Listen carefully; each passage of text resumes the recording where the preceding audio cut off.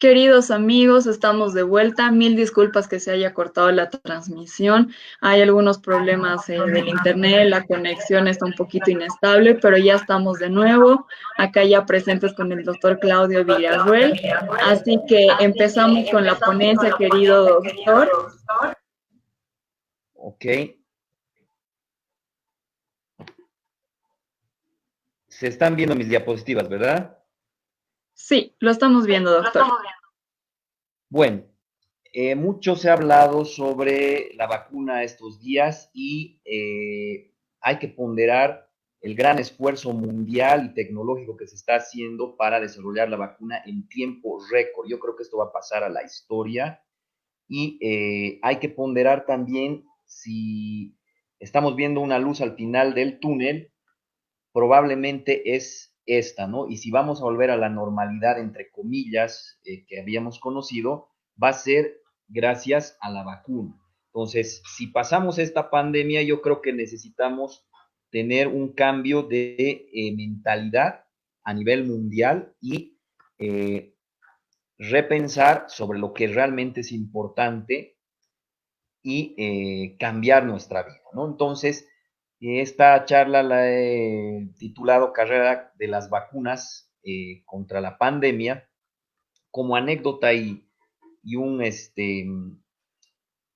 algo de historia, la primera vacuna fue hecha para la viruela y este término de vacuna tiene que ver con vacas, aunque no crean. Un investigador se dio cuenta que las mismas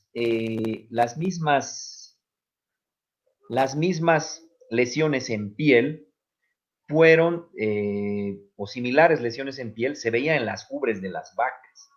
Y notó este investigador que las personas del campo que ordeñaban a las vacas no se enfermaban de viruela. Esto es importante entenderlo ahora, porque posteriormente vamos a entender que la vacuna que estamos logrando, me incluyo en eso porque es un esfuerzo a nivel mundial, es gracias a estos conocimientos que se han acuñado a través del tiempo y que la humanidad está teniendo, ¿no? Ahora, siempre hemos tenido conflictos cognitivos en el entendido de que pareciera que hay muchas inmunidades. Pero en realidad, cuando me refiero a la inmunidad, a la manera en que nuestro sistema se protege contra una enfermedad, es de dos maneras, es innata y también es adquirida. En realidad, en la palabra innata es como se entiende esta inmunidad. Innata es que nosotros nacemos con ella, nadie nos las enseña. Y la adquirida, a diferencia de la innata, tenemos que aprenderla. Aquí hay que entender esta partecita, ya que cuando nosotros hablamos de la COVID, nuestro sistema inmunitario como seres humanos nunca ha sido estimulado a lo largo de la historia por este virus. Es decir, que es un virus nuevo, por eso a los médicos y a los investigadores nos asusta, porque nunca hemos tenido una memoria antigénica, no tenemos inmunidad innata, es decir, no nacemos con una inmunidad ya inmersa en nosotros mismos, sino que nuestro sistema inmunitario recién está aprendiendo a defenderse de este nuevo virus. Es más, recién como médicos estamos aprendiendo sobre cómo tratar incluso esta enfermedad. Ahora, en varios artículos, libros y demás, vamos a nosotros leer de la inmunidad innata y de la adquirida y pareciera que son otros tipos de inmunidades porque le cambian el nombre o le ponen una palabra sinónimo. La innata, que tiene que ver con nacer con esa inmunidad y que no tenemos que aprenderla, también se puede llamar inicial o no específica, primaria, genérica o congénita. La adquirida, que es la inmunidad que nosotros aprendemos y que además es específica, porque la innata es genérica, o sea, no es específica de algo, Se puede llamar también adaptativa o específica, secundaria o no congénita. Dentro de la inmunidad adquirida, nosotros tenemos de dos sopas. Si hablamos de linfocitos B, estamos hablando de inmunidad humoral, porque los linfocitos B son los únicos que pueden producir inmunoglobulinas o anticuerpos. Por eso es que se llama inmunidad humoral, porque viene de inmunoglobulinas o anticuerpos. En comparación a la celular, que depende de los linfocitos T, ¿por qué se llama inmunidad celular? Porque nos defienden. Si hacemos una analogía de una guerra, los que se pelean cuerpo a cuerpo o célula a célula son los linfocitos T. Y los que se pelean a través de una bala, si quieren, o sea, la analogía aplicaría tal vez a los tanques, son los linfocitos B, ya que los linfocitos B disparan inmunoglobulinas o anticuerpos. Entonces, la inmunidad humoral que tiene que ver con inmunoglobulinas o anticuerpos o linfocitos B está relacionada con disparar anticuerpos. Y la inmunidad celular tiene que ver con que las células nos defienden, pero se pelean célula a célula. La inmunidad humoral, a su vez, tiene dos subdivisiones, la pasiva y la activa. Y también a veces se confunde porque también se puede subdividir en natural y artificial. Pero para que se entienda mejor, lo vamos a hacer con ejemplos. Por ejemplo, una inmunidad pasiva natural quiere decir que la inmunoglobulina o anticuerpo va a estar generado en un organismo y va a ser pasada pasivamente a otro sin que él pueda hacerlo de una manera activa. Ejemplo, la leche materna. ¿Dónde se hace las inmunoglobulinas o anticuerpos? En la mamá. Y se la pasa de una manera pasiva al bebé. El bebé no tiene capacidad de hacer esas inmunoglobulinas o anticuerpos, esas defensas, y están producidas ¿dónde? En otro organismo, en este caso la mamá, pero se los pasa de una manera pasiva al bebé, se las pasa a través de la leche materna. A esa inmunidad se llama natural pasiva. Ahora, una inmunidad artificial pasiva, y volvemos a redundar pasiva porque le estamos pasando de una manera pasiva la inmunoglobulina o anticuerpo al organismo, serían los sueros antirrábico o antitetánico. Este suero antirrábico o antitetánico, cuando nos cortamos con un fierro oxidado y nos da miedo que tengamos tétanos, podemos lavar la herida con esto, o cuando nos muerde un perro con probablemente rabia, usamos este suero. Pero un ejemplo más aplicable actualmente es el suero o el plasma hiperinmune. En las redes sociales vemos todos los días que se pide, por favor, donante de plasma hiperinmune, grupo factor, etcétera. A eso nos referimos.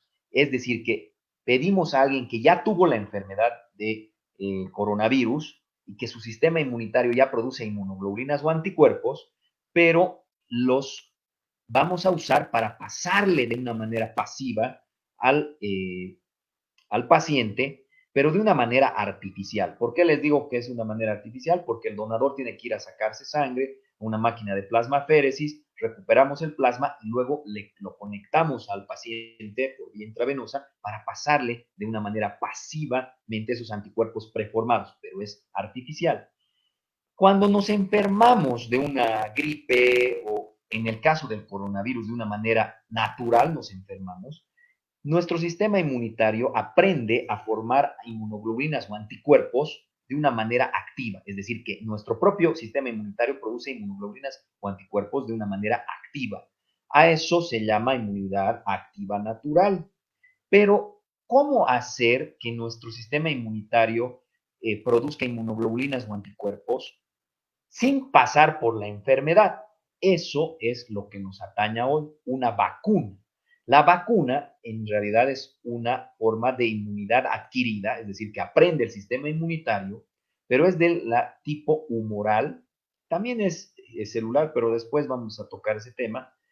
Es de tipo humoral porque estamos estimulando que produzca inmunoglobulinas o anticuerpos el sistema inmunitario de una manera activa, sin que nadie le pase de otro organismo, pero que no nos produzca la enfermedad. A eso se llama vacunas. Ahora, ¿qué diferencia hay entre una y otra, entre la pasiva y la activa? La pasiva no te da memoria, es decir, que si te dan plasma de un paciente, para ese momento te va a servir y después ya no. Mientras que la inmunidad activa te va a dejar memoria, es decir, que te va a proteger posteriormente. Mucho se ha hablado de investigaciones y en redes sociales cosas que nos asustan. Por ejemplo, en México y en Estados Unidos se ha hecho un estudio en pacientes de que ya han tenido COVID y después de 3 meses, de 90 días, parece que el anticuerpo, el linfocito B que está produciendo anticuerpos contra esta enfermedad, no se está degradando, es decir, que ya no hay memoria, que se pierde y que los anticuerpos bajan drásticamente, lo que consecuentemente nos haría pensar que nos podemos volver a enfermar de COVID, sí, y que la siguiente enfermedad puede ser fatal. Y eso es un poco nos desespera y no nos da esperanza, porque si hablamos de la vacuna, también se ha cuestionado, ¿qué tal si nos inoculamos la vacuna y solo nos da 2, 3 meses de inmunidad? Imagínense, tendríamos que estar vacunándonos cada 3 meses, cada 2 meses, y quién sabe, ¿no? Pero con la actual vacuna que les voy a hablar, que es la rusa, se ha hablado ahora mucho de estimular al linfocito T. El linfocito T es a su vez al que puede, el CD4, que es el colaborador, puede estimular al linfocito B a que produzca inmunoglobulinas o anticuerpos. Por eso es que tenemos esperanza de que la vacuna no solo estimule la inmunidad humoral, sino que también estimule al linfocito T, en este caso el CD4, que es el colaborador, para que este pueda activar la respuesta humoral y produzcamos inmunoglobulinas o anticuerpos. Es decir, que también este linfocito T, un subtipo, es el de memoria, lo que quiere decir que en las primeras estudios, que parece ser que el linfocito B no permanece y los anticuerpos no permanecen más de 3 meses, parece que la esperanza es que el linfocito T de memoria permanezca y este a su vez, cuando nos enfermemos de coronavirus, pueda activar la respuesta humoral y pueda producir inmunoglobulinas o anticuerpos. Entonces, nuestras vacunas tendrán que estimular tanto la inmunidad humoral como la celular para que sean efectivas a largo plazo y no nos tengamos que revacunar cada 2 a 3 meses. Ahora, tenemos vacunas y los tipos de vacunas son, por ejemplo, las vacunas vivas o atenuadas. En realidad no se puede llamar vivas porque un virus no nace, crece, se reproduce y muere. En realidad, por eso el término de que un virus está vivo está mal, según los biólogos. Entonces, a estas vacunas son atenuadas. Estas vacunas son atenuadas por el envejecimiento, es decir, estos virus o bacterias o hongos los hacemos en cultivos celulares, infectar a varias células y recapturamos los que son más débiles, los que no producen tanta enfermedad. Estos sí tienen una gran respuesta, un potencial inmunogénico alto, es decir, pueden producir memoria y una respuesta inmunitaria fuerte, pero la desventaja es que finalmente estos son virus que están debilitados, pero te pueden enfermar. Por consiguiente, a personas inmunodeficientes, diabéticos y demás, es peligroso poner esta vacuna. Otras vacunas tienen que ver con inactivarlas, es decir, pasarlas por formol o por calor. Sí, son buenas, pero su potencial de producirte una inmunogenicidad, es decir, una memoria a largo plazo, va disminuyendo, pero son buenas. Y aquí tenemos algunos ejemplos de las enfermedades que producen tanto las atenuadas como las inactivadas. Ahora, también hay vacunas de subunidades recombinantes, es decir, de una partecita del virus. Metemos no el virus ya inactivado o envejecido, sino que metemos un pedacito del virus. Ese pedacito del virus nos produce una respuesta inmunitaria humoral activa artificial, ¿no? O sea, una vacuna que es bastante aceptable, nos da una protección que puede ser de años o meses o años y es bastante aceptable. Estas tres vacunas ya existen, tres tipos de hacer vacunas ya existen y hemos usado a lo largo de los años en varias enfermedades. Ahora, la vacuna esa incluye incluso la vacuna con toxoide, es decir, los toxoides ya no son partecitas del virus ni son los virus, sino son los productos tóxicos que pueden producir, por ejemplo, las bacterias como la difteria y el tétano. Ahora, las dos que no tenemos mucha experiencia como humanidad son la vacuna de RNA o DNA en este caso, o sea, las vacunas que tienen que ver con el material genético o las vacunas que usan vectores. Estos dos no tenemos mucha experiencia,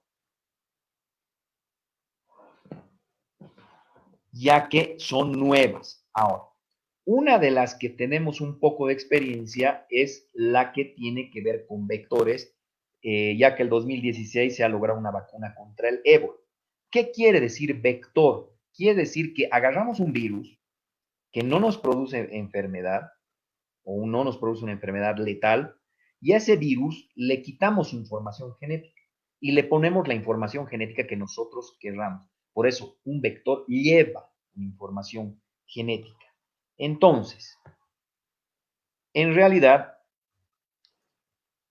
estas son las dos maneras con las que se están trabajando más eficiente, más seriamente para producir una vacuna.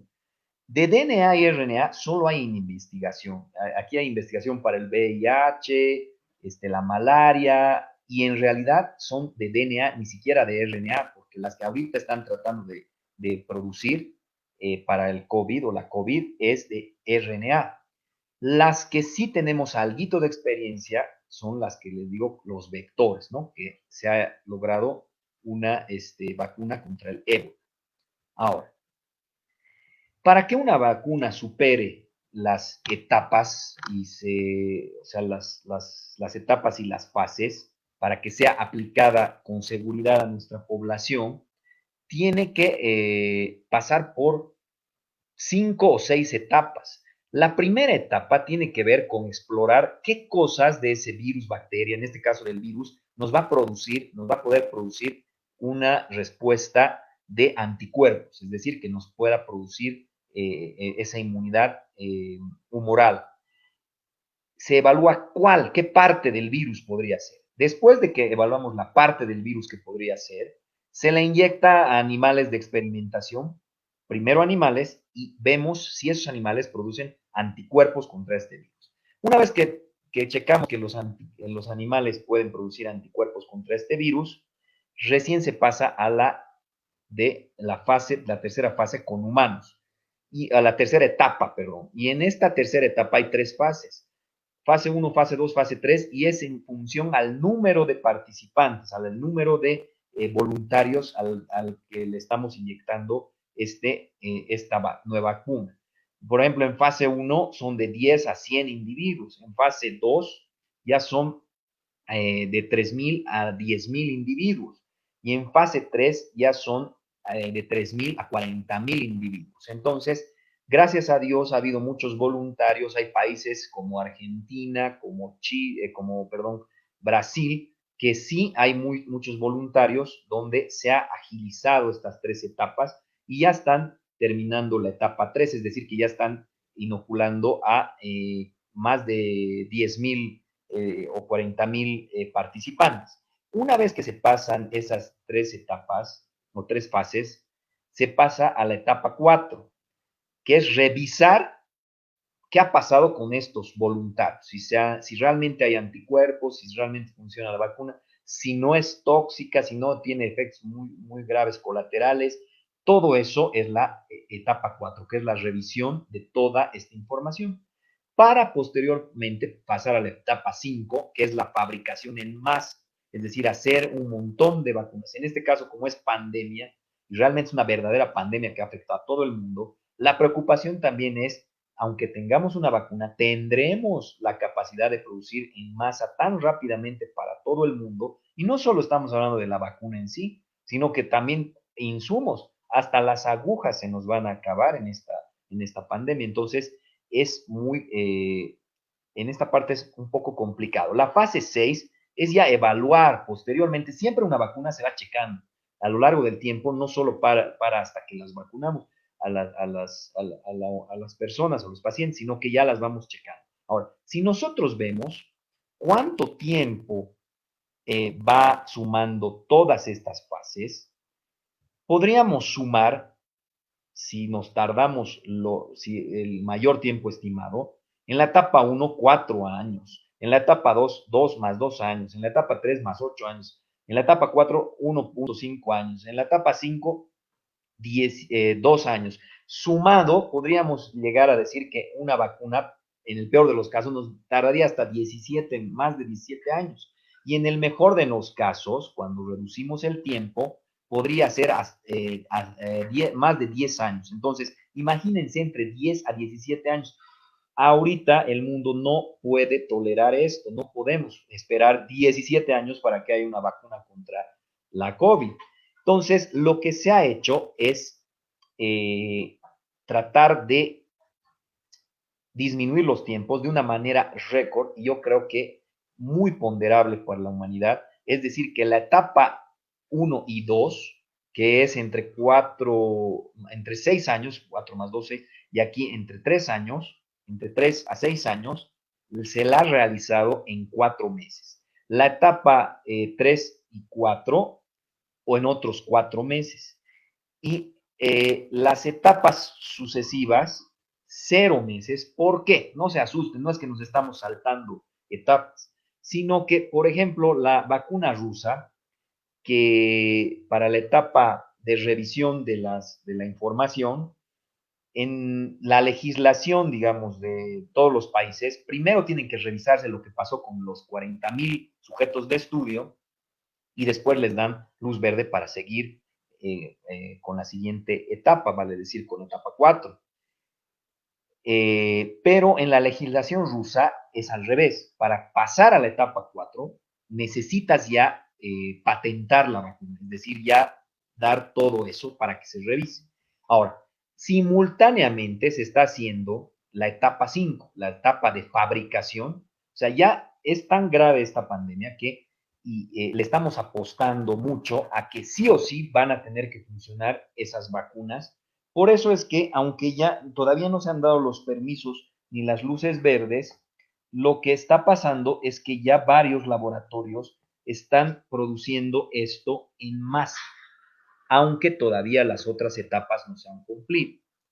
Y es por eso que la etapa 4 y 5, aquí hemos puesto 0. En realidad, si nosotros hacemos un recuento, es tiempo récord.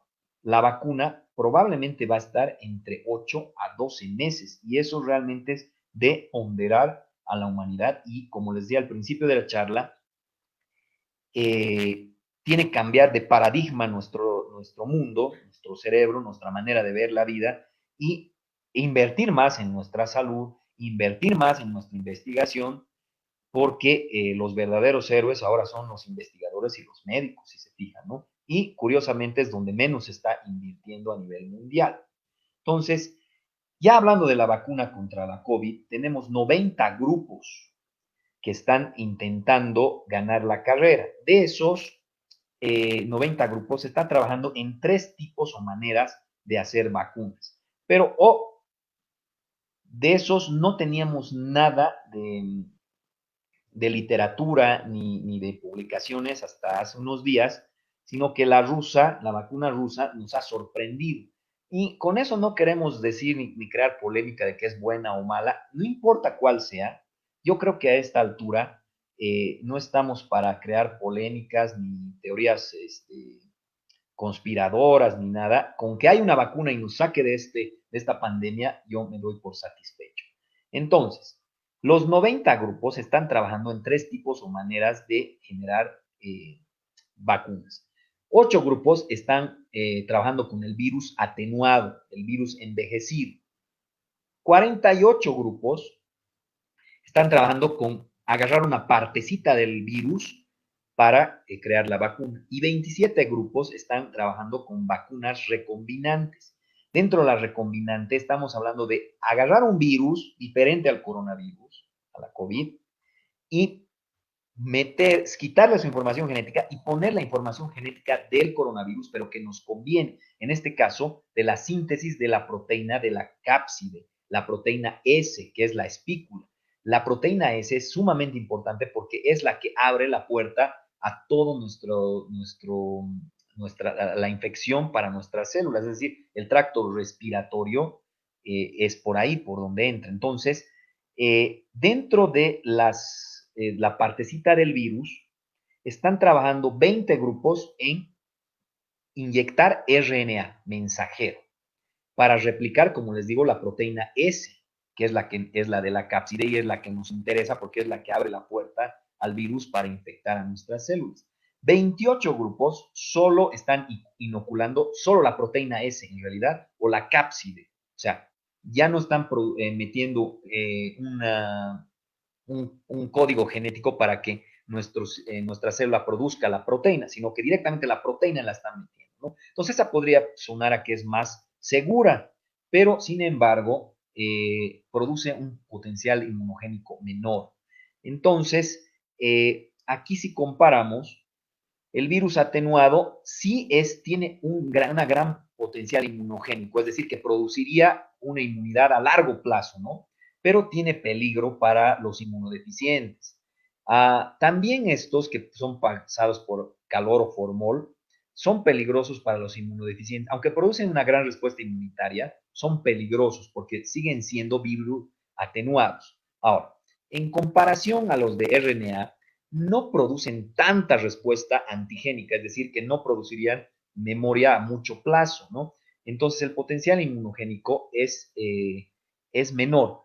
La ventaja que tuviéramos con este del RNA mensajero es que se puede producir rápidamente en masa. O sea, podemos producir un montón de esto rápidamente. Esa es la ventaja, pero la desventaja sería que probablemente no produzca una inmunidad muy duradera en el tiempo.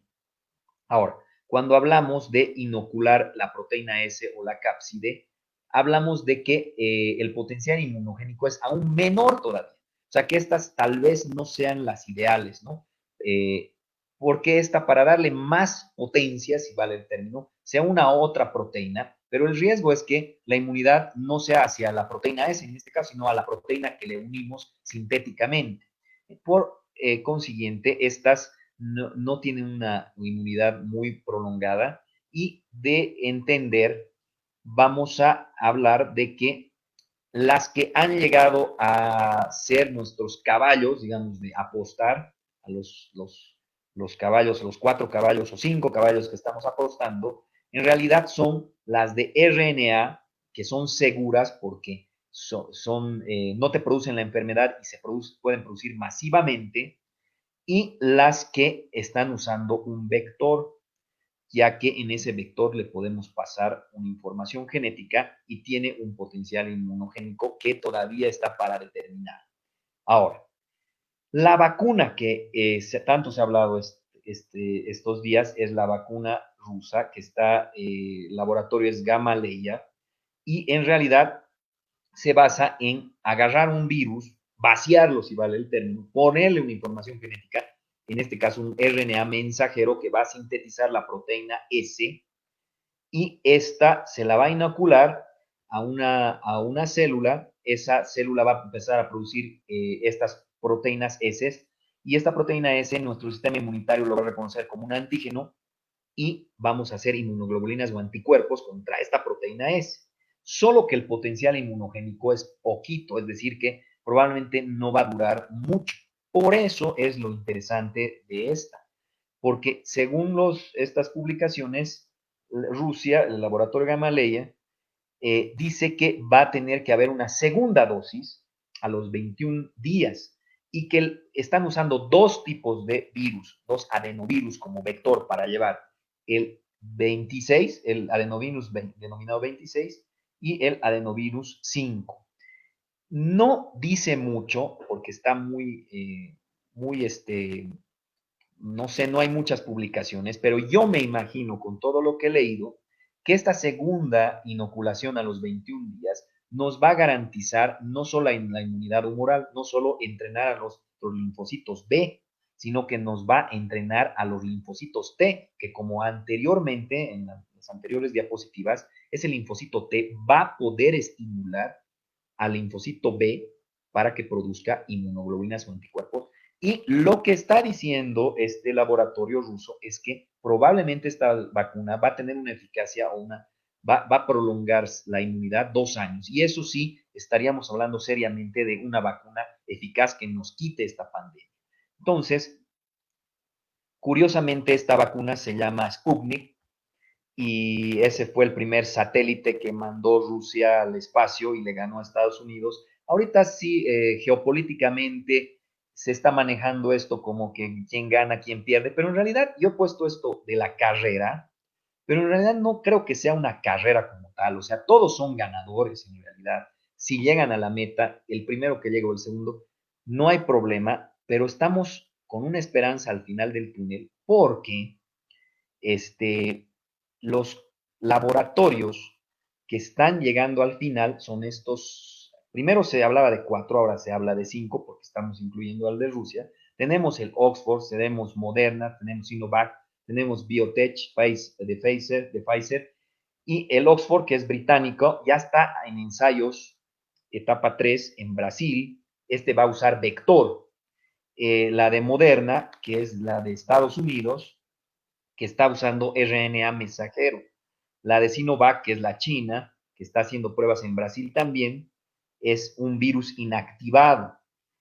La de Pfizer, que es alemana, está haciendo pruebas ya en fase 3 en Argentina y son de RNA mensajero. Y la de Rusia, que es el Sputnik B, que es por vector. Entonces, se fijan, en general, la mayoría son o vector o RNA mensajero. El único, digamos, que es de un virus inactivado es la vacuna china. Ahora, surgen, sí, algunas interrogantes. Algunos han dicho que es muy rápido. No, yo sigo apostándole, aunque que sea Rusia y que no nos haya mentido, que todo sea legal y que sí tengamos esa vacuna para fin de año y sí podamos nosotros pasar esta pandemia y sí esa vacuna sea efectiva para 2 años, pero sí hay interrogantes y una de las interrogantes que yo quisiera me pudieran resolver, digamos, tal vez yo creo que ya en estos días, ojalá publiquen sus resultados, no necesariamente una revista gringa, pero donde podamos nosotros analizar, es estas interrogantes. Por ejemplo, esta vacuna no va a causar un empeoramiento de la enfermedad en las personas vacunadas, porque con el MERS, la vacuna rusa en monos, se ha visto esto. En el 2017 ya se ha visto estas cosas, que en algunos tipos de vacunas, en realidad el veneno así, o sea, la cura ha sido peor que la enfermedad. Entonces, queremos estar seguros de que la vacuna no va a empeorar al paciente. Esto, como les digo, se ha visto en vacunas con monos para el MERS, ¿no? Y este fenómeno, además de el MERS, hace años, en los años 60, se ha visto también con vacunas contra la rubeola. Quiere decir que podría estas vacunas producir empeoramiento del paciente con COVID. Pero eso son preguntas naturales, no quiero alertarlos ni nada, ni decir que es una mala o buena vacuna. Sin embargo, son preguntas que tienen que ser resueltas antes de que cualquier gobierno del mundo autorice o compre esta vacuna, ¿no? Entonces, como les digo, no importa quién llegue primero, pero la ventaja y la luz al final del túnel es que estamos viendo que son 5 laboratorios que van a llegar, 5 diferentes vacunas y que probablemente esto acabe con la pandemia y lleguemos a la normalidad, entre comillas, que teníamos anteriormente. No sé si hay alguna duda, si hay alguna pregunta y no sé si me siguen escuchando en realidad.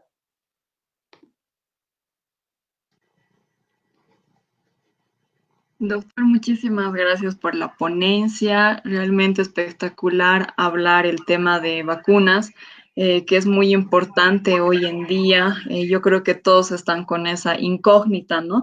De que realmente cuándo llegarán las vacunas, serán efectivas y demás. Ya en las noticias habíamos visto de que está programado para enero recién del próximo año, el tema de la vacuna de Rusia. Entonces, ojalá pronto pueda darse todo esto como usted dice, ¿no? Y poder terminar con el tema de la pandemia. Muchísimas gracias, doctora. Ha sido una ponencia espectacular. Mil disculpas de nuevo a todas las personas que aún nos están viendo por la interrupción que tuvimos por la conexión de internet. A veces son cosas que salen de nuestras manos. Y pues aguardaremos, doctor, unos minutitos, tal vez si las personas quieren hacer algunas consultas, alguna pregunta, tal vez alguna duda que haya surgido durante la exposición, así para poder despejar esas dudas también. Claro, con todo gusto.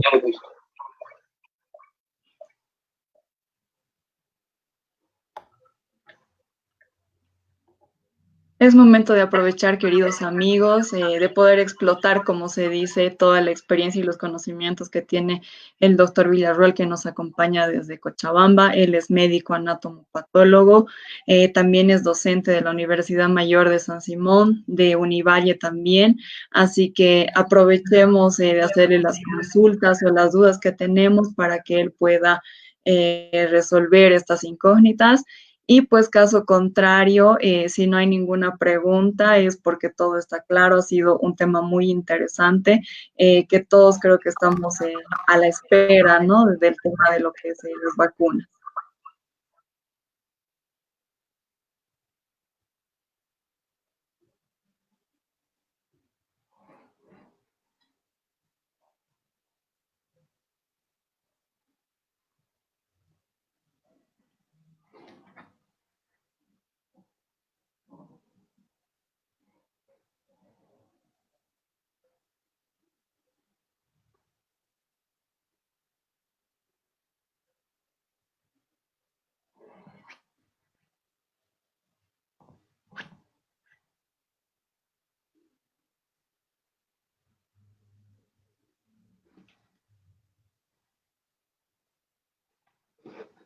Bien, doctor, hay algunas preguntas que ya nos están llegando.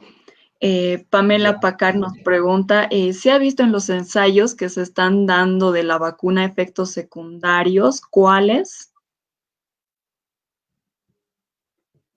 Con lo poco que se ha publicado, porque la verdad ha habido un hermetismo característico de Rusia, eh, la verdad eso es lo que ha traído una desesperación, digamos, en la comunidad científica, ya que de buenas a primeras ha publicado, ha patentado su, su vacuna. Sin embargo, con lo poco publicado que hay, sí, obviamente todas las vacunas pueden tener algunos efectos que no deseamos. Finalmente es un antígeno lo que nos estamos inoculando y es natural en otras vacunas también. Cuando vamos nosotros a vacunar a nuestros hijos, siempre los médicos decimos que probablemente va a tener un dolor, probablemente va a tener fiebre, probablemente va a tener malestar general. Por consiguiente, lo poco que se ha publicado de la vacuna rusa, que es usar como les decía, el adenovirus como vector, es esto, ¿no? La fiebre, el malestar general, el dolor de cuerpo. Es como si te enfermaras de un resfrío, pero ese resfrío no va a durar más de 2 o 3 días. Y además, la característica de estos sintomatologías que no es persistente. O sea, que si vamos a usar un paracetamol en este momento, no va a ir a más, ¿no? Entonces, los efectos que se han visto son todavía un poco herméticos por la parte rusa que no ha publicado mucho. Sin embargo, son los esperados de cualquier otra vacuna. Las otras vacunas también nos van a reportar, son lo que esperamos en realidad, ¿no? Ahora, rogamos a Dios que no sea otro tipo de efectos, ¿no? Y estamos apuntando y con la esperanza de que sean los usuales, ¿no? Bien, doctor. Paula Yavi Flores nos pregunta, doctor, ¿tenemos contraindicaciones? En este caso, ya que estamos usando un vector, en este caso es el adenovirus, es un virus que naturalmente puede producir en el ser humano una enfermedad en las vías respiratorias altas. Sin embargo, a este vector se le ha quitado esos genes y se le pone solo los genes de síntesis de proteínas de la proteína S. En teoría, por el método hipotético deductivo, en teoría, y con la experiencia que tenemos con la vacuna del ébola, el 2016, curiosamente los rusos han logrado desarrollar esta vacuna. Por eso es que a veces uno piensa y dice, bueno, de cómo los rusos tan rápido han desarrollado esta vacuna. No es tan rápido si nos ponemos a pensar, porque ya desde el 2016 tienen una vacuna que utiliza un vector, un adenovirus similar. Entonces, sobre esa tecnología es que han trabajado. Y además no se olviden que desde el 2017 ya se estaba trabajando en vacunas contra el MERS, que es un predecesor, si vale el término, del COVID, ¿no? Entonces, en teoría, no debería haber ninguna contraindicación. Vale decir que en personas inmunodeficientes, diabéticos, hipertensos, no debería haber ninguna contraindicación. Sin embargo, en lo poco que ha publicado Gamaleya, es que todavía no está para indicación para pacientes, para niños, por ejemplo. Eso me ha llamado la atención. Todavía no hay una literatura, no menciona esto. Estas son interrogantes que espero se van a resolver en los próximos meses, porque si ya el laboratorio ruso ha lanzado y la ha patentado, y esto se va a ir resolviendo. Yo tengo fe en que se va a ir resolviendo. Por el momento, no, en teoría no debería haber para los inmunodeficientes, hipertensos, diabéticos, no debería haber ninguna contraindicación. Muy bien. Judith Quiroga nos pregunta, doctor, ¿la vacuna COVID podría ser aplicada a los que ya han tenido el virus? Sí, de hecho, si nosotros estamos entendiendo que estos últimos estudios a 30, 60 y 90 días en Estados Unidos y México, donde parece que la inmunidad no ha perdurado en los pacientes que han sobrevivido a la COVID, es lo equivalente a un resfrío. Muchas veces los pacientes me preguntan, ¿por qué no? ¿Por qué si nos vacunamos contra la influenza o un resfrío, por qué seguimos teniendo? Hay varias explicaciones. Una de ellas es por la capacidad de mutación. En este caso, gracias a Dios, el COVID o la COVID, el coronavirus, no tiene tanta capacidad de mutación. Pero en otros casos es por la respuesta inmunitaria de memoria que podemos nosotros desarrollar. ¿Qué quiere decir eso? Que nuestro sistema inmune no es tan, el virus, en este caso, no es tan fuerte, no puede producir una respuesta fuerte de memoria en nuestro organismo, por consiguiente se olvida, si vale el término, y a los meses nos podemos volver a enfermar. Entonces, si partimos de esa premisa, entendemos que esta vacuna rusa, que son en 2 etapas, una primera inoculación y luego 21 días otra para que desarrollamos la inmunidad celular, o sea, de linfocitos T, nos puede producir una inmunidad a 2 años. Entonces es entendible que tenemos una luz de esperanza en esas personas que podrían volverse a enfermar. Entonces, sí, esta vacuna sería muy efectiva para eso. Sin embargo, ojo con eso, hemos tenido golpes de cabeza con algunas vacunas contra el MERS, en tu experiencia con esto, en relación a que algunas de esas vacunas que se estaban desarrollando contra el MERS han producido empeoramiento de la enfermedad. Quiero pensar y estar seguro que han perfeccionado en estos años esa técnica y que probablemente sea una indicación incluso de que las personas que hayan tenido la COVID se tengan que vacunar contra esto. Bien, doctor. Mirta nos pregunta, doctor, ¿la vacuna se aplicará una sola vez? Las 4 vacunas, las de RNA mensajero y las de vector y el virus atenuado, que son de Moderna, de Pfizer, o sea, de los laboratorios chinos, estadounidenses y europeos, todo indica, toda la literatura que he leído indicaría que esas vacunas están desarrollándose para una sola inoculación, es decir, solo una vez se inocularía esto. pero la vacuna rusa ya está determinada que van a ser 2 dosis, es decir, una dosis y 23 semanas después la segunda dosis. Lo interesante, y hay que evaluar, probablemente ellos deben, por eso el hermetismo y su patente, digamos, es que usan un tipo de adenovirus para la primera vacuna y otro tipo de adenovirus para la segunda vacuna.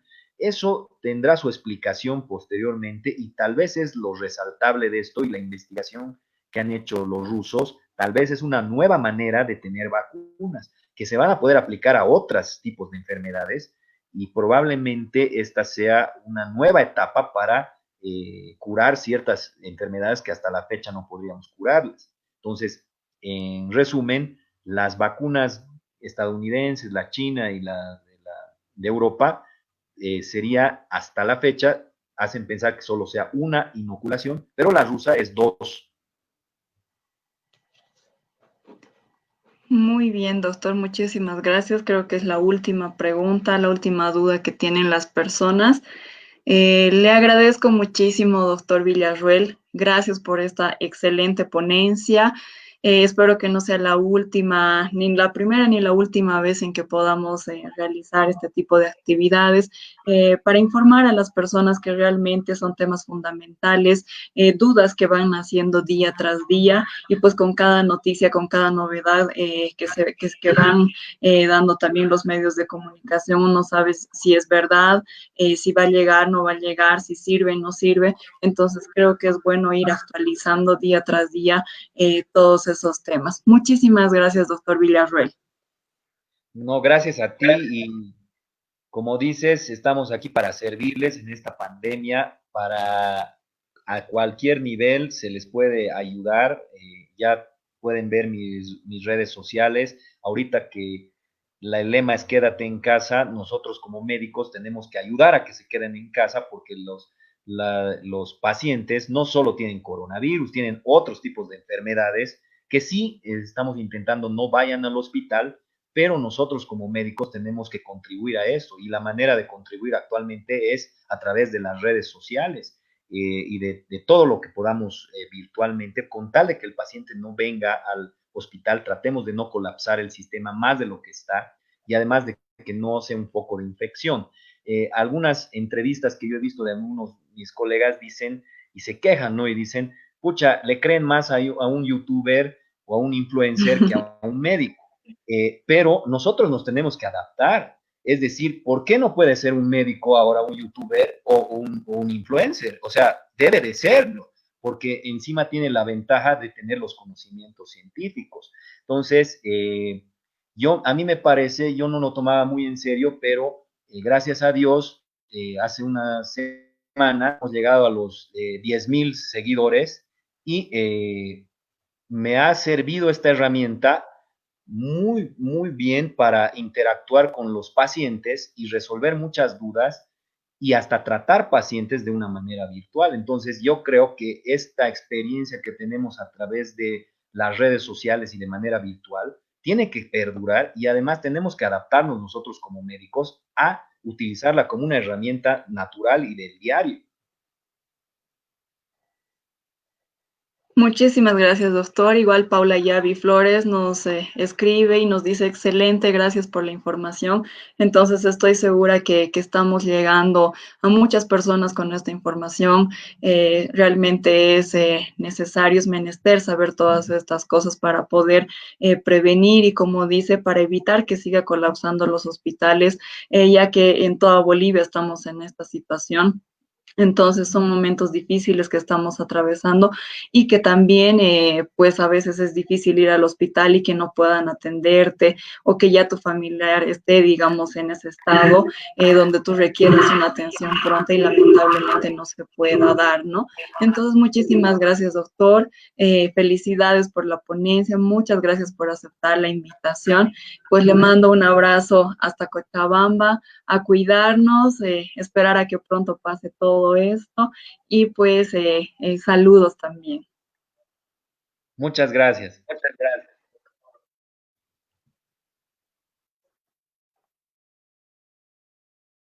Bien, queridos amigos, hemos terminado.